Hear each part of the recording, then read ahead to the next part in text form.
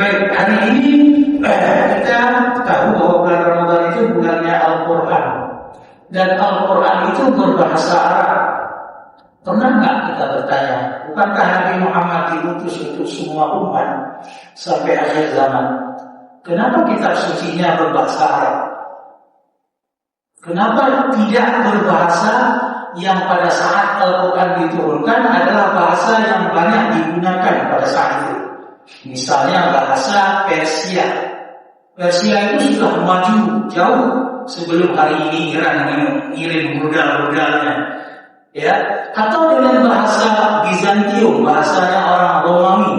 Karena Jazirah Arab itu tempat Al-Quran dan Nabi kita diutus itu terletak antara dua peradaban kuno yang sangat besar, yaitu di timur ada Persia, di barat ada Romawi. Sehingga mereka bertanya, "Laula nuzila al-Qur'an 'ala rajulin min qaryatayn 'azim." Itu dalam surat Az-Zukhruf. Kenapa Al-Quran tidak diturunkan kepada dua peradaban besar itu? Kenapa harus pada orang-orang Badui yang tidak ada nomaden, tidak tahu peradaban, cuma makannya itu ya dari satu tempat ke tempat lain berkurun pasir. Allah menjawab, "Ahum yuqsimuna rahmati rabbika?" Apakah mereka mau membagi rahmat Allah itu? Padahal rahmat Allah itu adalah hak prerogatif Allah, mau diberikan kepada siapa? Jadi Al-Quran menjawab pertanyaan kita tadi, kenapa Al-Quran mesti berbahasa Arab? Padahal Al-Quran itu diturunkan untuk semua bangsa, semua orang yang berbahasa berbagai macam. Inna surat Yusuf ayat 2 menjawab itu. Inna anzalnahu Qur'anan Arabiyyan la'allakum ta'qilun. Kami telah menurunkan kitab suci itu berupa Al-Quran agar kamu berpikir. Jadi berpikir itu jawaban langsung dari Allah. Kenapa Al-Quran itu berbahasa Arab? Ternyata yang dirahmati Allah, setelah penelitian orang-orang tentang ahli linguistik bahasa, itu bahasa yang mampu menjadi wadah terhadap ajaran yang besar. Itu adalah bahasa-bahasa yang memiliki kosakata banyak dan besar dengan grammar yang sempurna. Bahasa Indonesia kalau sampai hari ini itu sekitar 200.000 kosakata dalam KBBI. Bahasa Inggris 700.000 setelah penambahan hampir 1 juta kosakatanya. Sedangkan bahasa Arab 12,9 juta kosakata. Berapa kali lipat dari bahasa Indonesia? Berapa kali lipat dari bahasa Inggris? Sehingga untuk mengatakan kata qalbun saja, hati, itu Arab punya 18 kata. Yang itu semua punya zon yang berbeda-beda. Jadi makanya Al-Quran ketika dengan bahasa Arab, dengan bahasa yang sempurna, itu memang dimaksudkan oleh Allah untuk memberikan kemukjizatan tadi. Semua mukjizat para nabi sebelum Nabi Muhammad itu berbeda dengan kitab sucinya. Misalnya Taurat, kitab sucinya adalah yang diturunkan kepada Nabi Daud. Tapi Nabi Daud mukjizatnya bukan Taurat. Kitab suci ajarannya adalah Taurat. Mukjizatnya besi, melunakkan besi. Kalau beliau pegang besi itu langsung cair. Itu mukjizat beliau. Nabi Musa ajarannya adalah Taurat, tetapi mukjizatnya bukan Taurat. Mukjizatnya mengubah tongkat menjadi ular, memukul tongkat pada lautan terbelah dua, dan lain-lain. Begitu juga Isa, ajarannya ada pada Injil, tapi mukjizatnya bukan Injil.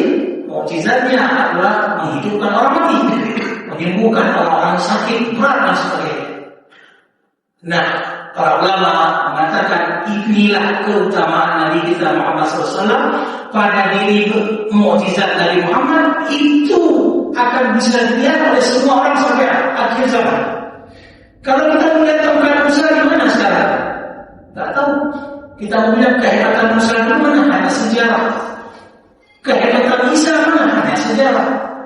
Injil bukan mukjizatnya, tapi kalau kita yang mana mukjizat Nabi Muhammad, semua orang bisa membuka Al-Quran lalu akan membuktikan bahwa itu masih ada sampai sekarang. Maka kemukjizatan Al-Quran itu ada pada 3 hal secara garis besar. Yang pertama pada bahasanya tadi. Al-Quran ketika diturunkan kepada ahli-ahli bahasa sastrawan pujangga Arab, tidak satupun yang mampu mendatangkan semisalnya. Musailamah Al-Kadzdzab sudah mencoba menyanyi surat Al-Fil. Dia katakan Al-Fil, Mal-Fil, lahu dzambun qasir wa khartumun tawil. Jadi dia mengikut sajaknya surat Al-Fil, padahal tidak ada maknanya. Hanya bersajak saja. Apa itu gajah? Ya, tahukah engkau apa itu gajah? Gajah itu ekornya pendek, belakangnya panjang. Enggak ada nilai apa-apa dari puisi itu. Sedangkan Al-Quran walaupun bersajak, tapi dia bernilai makna, hukum, sejarah, informasi, data dan sebagainya. Maka tidak mampu dilakukan. Abu Jahal itu orang yang paling membenci Rasulullah, tapi dia tidak bisa menahan dirinya untuk mendengar Nabi baca Quran, karena Nabi sering baca Quran dari tengah malam dalam tahajudnya, kemudian baca Quran sampai menjelang subuh. Berjam-jam itu, kalau kita katakan dari jam 2 sampai jam 5, nanti berapa jam? Ya. Besok pagi kita jumpa sama yang lain lagi, juga musyrik namanya Akhnas bin Syuraik. Kamu ngapain sini? Ya, saya dari situ juga dengan Quran tadi malam. Habis itu jumpa lagi di jalan yang lain sama Abu Sufyan. Sama juga banyak 3 tokoh Quraisy itu mendengar Al-Quran. Jadi jamaah yang dirahmati Allah, ya kalau mereka yang tidak Islam mampu mendengar Al-Quran 3 jam, 4 jam, kita yang baca Quran 5 menit sudah ngantuk, kalah imannya sama Abu Jahal. Ya, baru dengar sedikit orang baca Quran sudah kangen. Yang mungkin kalau iman Abu Sufyan dan Abu Jahal, karena dia itu memahami. Itu karena bahasanya tadi bahasanya indah. Makanya agar kita itu mendalami Quran, sebaiknya memang kita juga memahami makna-maknanya. Kalau bisa sekarang lebih bagus lagi.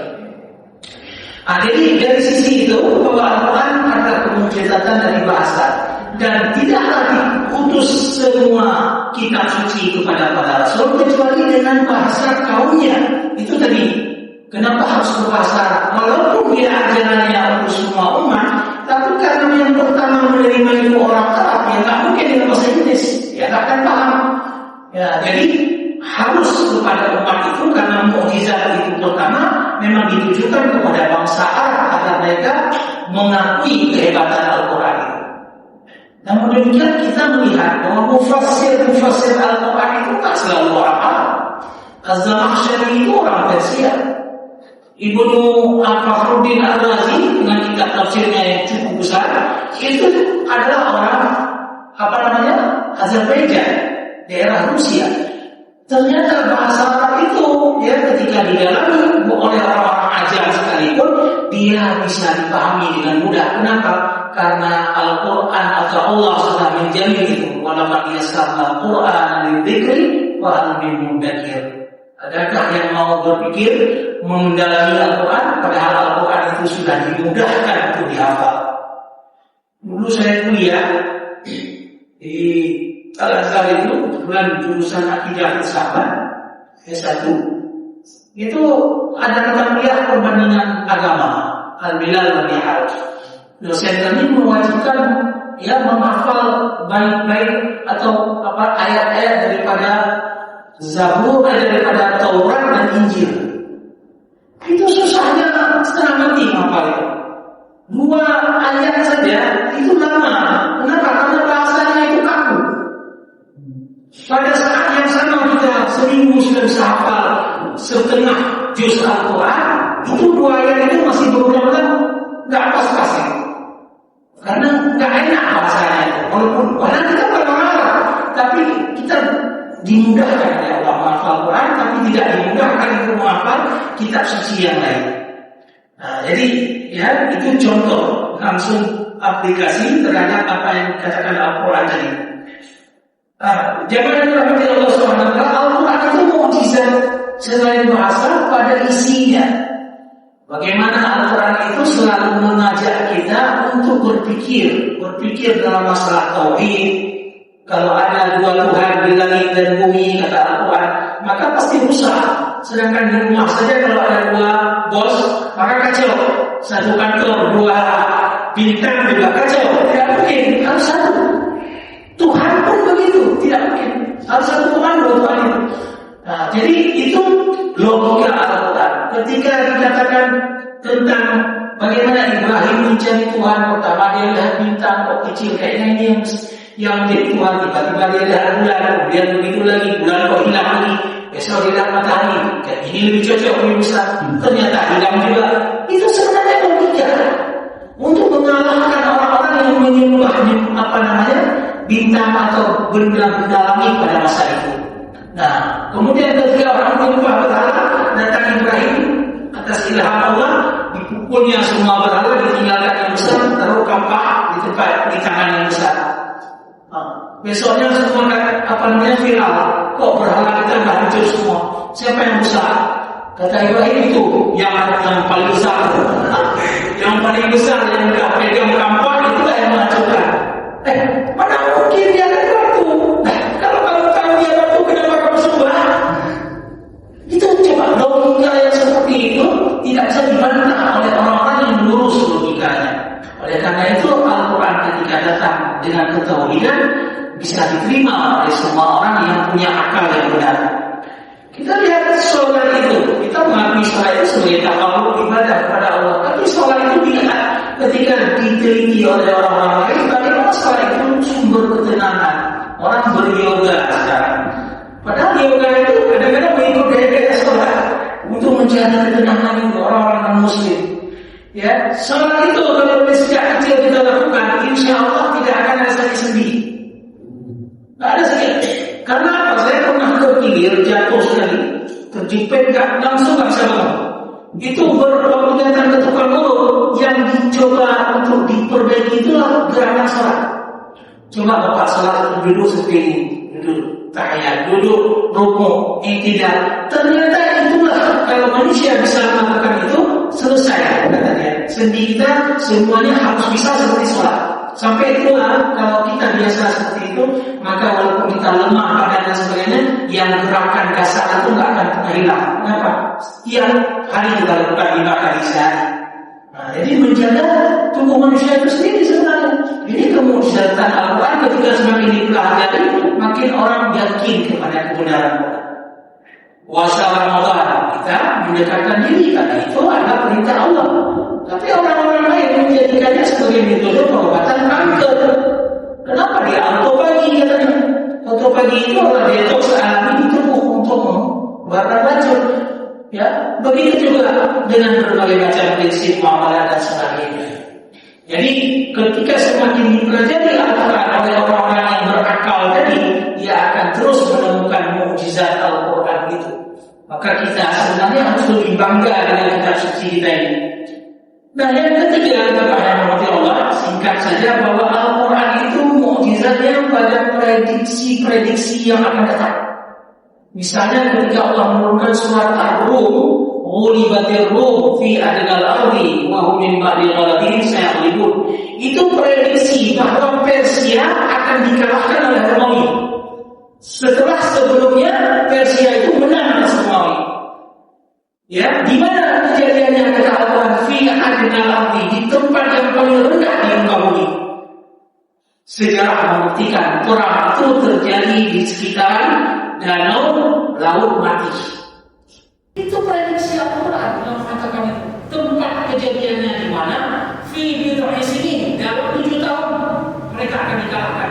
Benar, sejarah mengatakan Persia dikalahkan oleh Romawi dalam 7 tahun. Padahal itu belum terjadi. Waktu surat Al-Rum itu turun, itu belum terjadi. Tapi Al-Quran sudah mengatakan itu. Kemudian misalnya surat Al-Fatah, surat penaklukan Mekah, itu belum terjadi penaklukan. Al-Quran sudah mengatakan akan terjadi penaklukan Mekah. Ya, hari ini Fir'aun perang Iran, Israel. Itu salah satu daripada surat Al-Isra ayat 4, nanti tolong dibaca sampai ke ayat 8. Ya, di situ ada kisah bagaimana Bani Israel itu sudah ditakdirkan Allah akan melakukan kerusakan di muka bumi 2 kali. La tufsiduna fil ardi marratain wa la ta'lunna 'uluwan kabira. Kalian akan melakukan kerusakan 2 kali secara besar, lalu kalian akan menjadi congkak secongkak-congkaknya, seolah-olah dia hebat sekali. Hari ini kan begitu, tak ada orang yang bisa mensentil Israel itu. Apa yang dia suka boleh dilakukan di dunia ini. Orang lain semua kena HAM, kena ini, kena itu, tapi dia tidak, karena dia tadi datang alunna Allah.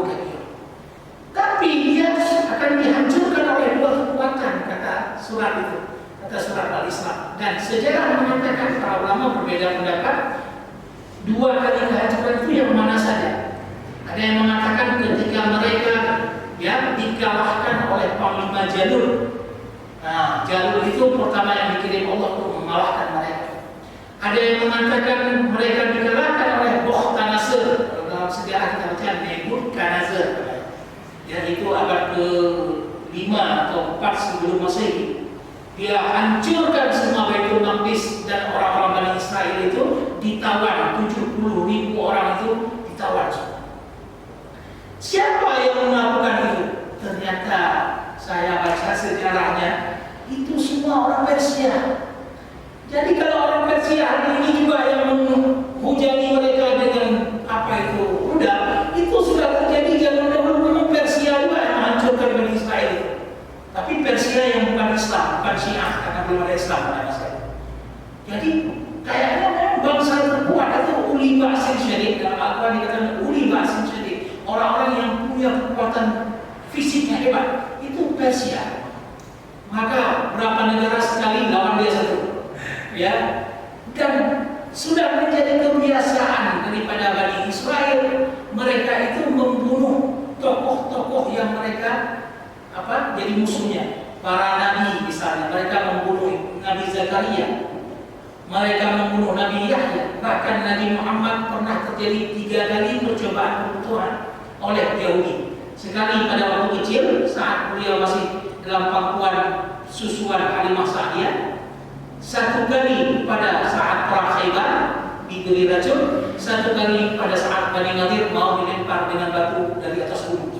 Tapi ketiga-tiganya tidak berhasil. Walaupun Nabi memang sempat memakan makanan yang racun, tetapi tidak bisa meninggal karena sudah takdir Allah akan meninggal dengan diracun. Nah ini kalau hari ini kita dapat berita dia membunuh Ismail Haniyah tahun lalu, tokoh Hamas. Hari ini dia bunuh presiden Iran atau pemimpin Iran. Itu adalah DNA-nya Bani Israel. Memang itulah ciri-ciri Bani Israel yang sudah dijelaskan oleh Allah dalam Al-Isra ayat 4 dan seterusnya. Kalau begitu, Al-Quran ini adalah kemujizatannya pada informasi-informasi yang akan terjadi pada masa yang akan datang. Nah, oleh karena itu saya sangat menganjurkan ketika kita bulan Ramadan ini membaca Al-Quran, katakanlah 1 hari 1 juz atau 1 surat. Setelah baca itu coba pilih satu ayat itu yang kira-kira menarik untuk kita kaji. Baca terjemahannya, lalu buka tafsirnya atau asbabun nuzulnya. Karena dengan begitu kita akan terus mengagumi Al-Quran dan bangga menjadi umatnya Nabi Muhammad SAW. Kita akan dapat hukum-hukumnya, kita dapat informasinya. Kalau kita baca begitu saja, ya ada apa tidak ada pahala, karena setiap 1 huruf itu adalah 10 kali lipat pahala. Tapi tadabbur